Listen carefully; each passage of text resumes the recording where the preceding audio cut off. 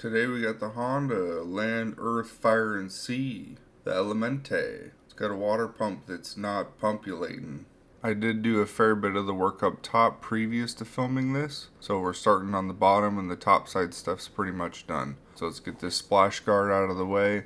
I already took the belt off and the tensioner and a couple other things up top. So now we're working on the water pump bolts, and you got to squeeze in between there. The holes in the pulley are how you get to the free access bolts in there, and holy crap, what a pain in the ass that is. So in order to get the pump out of there, we got to take the crankshaft pulley off. Now this is a specific Honda crankshaft pulley tool. It locks the crankshaft so you could do it by bar, or else you're definitely not getting it off.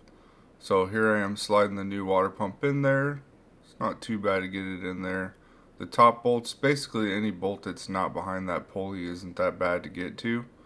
So I'll just walk that on by hand, start a couple of the ones up top, get a couple of those started, then go down below and start working the crab technique.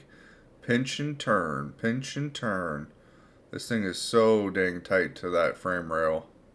You might be better off just finding the nearest 7-year-old and trying to hire them and try and get the bolts in there, because these ones are ridiculous. Now moving on to the tensioner, there's the center one, and then this back bolt has a locking tab, so there's only those two bolts. Move your power steering pump down. I always just shove them in the corner because the hoses are flexible. It's just nice and easy. Then there's two bolts, one in the front and then one kind of underneath the pulley a little bit there. Hard to see from here, but you'll be able to feel it with your hands. Then we're putting the crankshaft pulley back on. Make sure you line your keyway back up. As long as the keyway is lined up, then you're able to just push the pulley on there. You'll see it. There it goes. It's not a press fit. It just sits snug. That explains why it's the torque on the crank pulley bolt is so tight. So put that little locking bar in there. On this model, you can actually kind of pin it. Oh my god. Anyway, you can kind of pin it to the frame rail. That way it holds it tight and you don't have to have two bars. But it needs a ton of torque. So lean on it. And after you get that tightened, just give that little key lock a couple taps.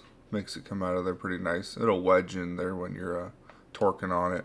Anyway, wiggle that Johnny out of there. I'm going to grab the belt here. Start on the bottom and then work it up to the top. The tensioner's on top, so that's about the last place you want to stop with it. So I'll start working it around these pulleys and then shoving it all the way up top there. And then I'll use the infamous double wrench trick because I don't have the right socket. And then apply that pressure, feed it on there, and viola, the belt is on, just like that. Then get back underneath, put your skid plate back on. We only got a couple plastic clips that hold that on. One there, one there. And then we'll put the wheel back on, throw a couple of those lug nuts on, and hit it with the Dugga Dugga. Now while I'm doing that, comment down below what you think would be better in videos, what I should add or not add, more diag work or more this, that, or the other, or different things that you'd like to see. And always like, comment, subscribe, and always stay tuned for more. I appreciate each and every one of you who watch and like and comment. It definitely helps. So we got the bleeder on here. We're going to fire it up, and then we'll bleed the coolant, let that bubble and get all the air out of the system. Make sure there's no leaks, and then we're good to go. Send her on.